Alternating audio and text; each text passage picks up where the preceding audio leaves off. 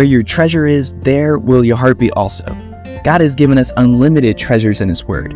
Every time we open it, we can discover a new treasure or admire an old one. What will we find today? Here's Carla Early with Treasure Hunt in the Word. Happy first day of spring! For the past few years, I've participated in a walking challenge called the Spring 100.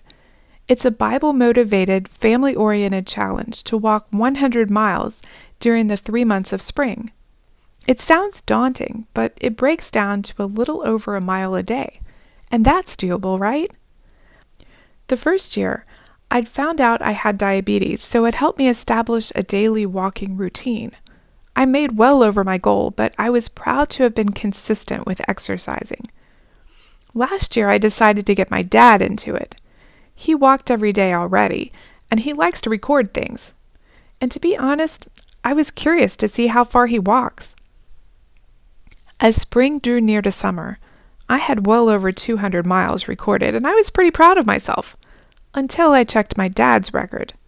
My 80-year-old father had walked 710 miles. You heard me right. And he ended the challenge with 735 miles. That's an average of 7.8 miles a day. And this spring has been very difficult for him. My mom had had back trouble and became homebound.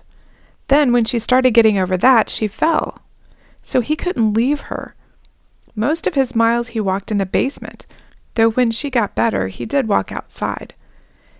His walking seems like an obsession, but while he walked, he listened to preachers, so it definitely wasn't a waste of time. And his walking obsession came out of thankfulness to God. You see, a few years ago, my dad limped everywhere he went. His doctor told him it was just old age, and I saw him go from a healthy, robust, strong father to an old man in less than a year. Until he visited a different doctor, who told him the limp came from arthritis in his hip, and that could be fixed with a hip replacement.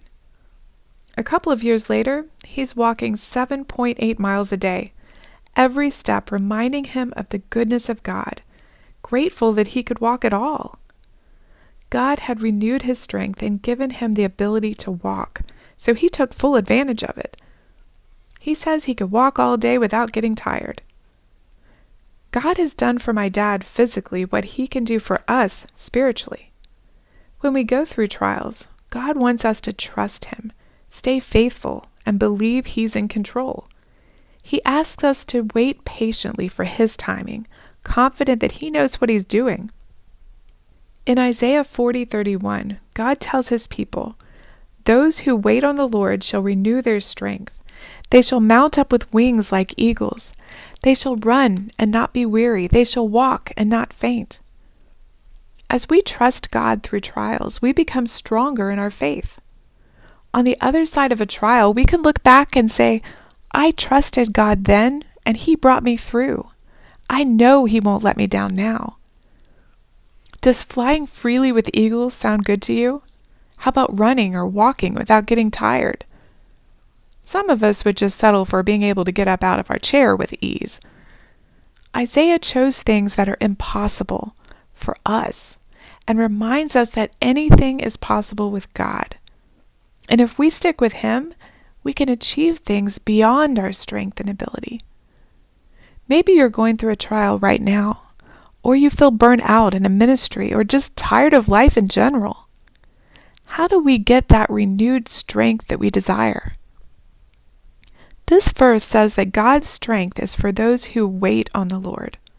That word carries the connotation of hope, expectation, waiting in eagerness to see what God will do.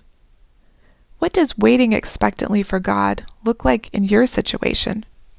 You can contact us at treasurehuntintheword@gmail.com. We'd love to hear the treasures God has given you through his word. You can listen to other episodes on our website, which you can find in the description below. Thank you for listening, and remember, where your treasure is, there will your heart be also.